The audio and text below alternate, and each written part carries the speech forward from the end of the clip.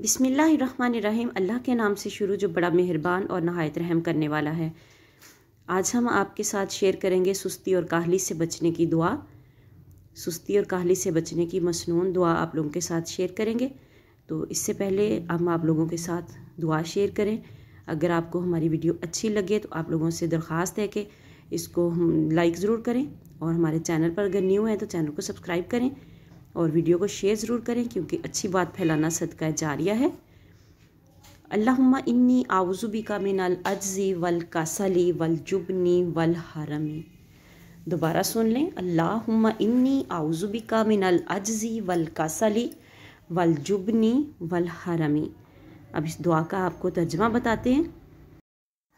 ए अल्लाह, मैं तेरी पनाह मांगता हूँ मोहताजगी, सुस्ती, बुज़दिली और बहुत ज़्यादा बुढ़ापे से। सही बुखारी हदीस नंबर 2823। आप लोगों से एक दफ़ा दोबारा गुजारिश है कि वीडियो अगर अच्छी लगे तो इसे सदका जारिया की नीयत से शेयर ज़रूर करें। अल्लाह हाफिज़।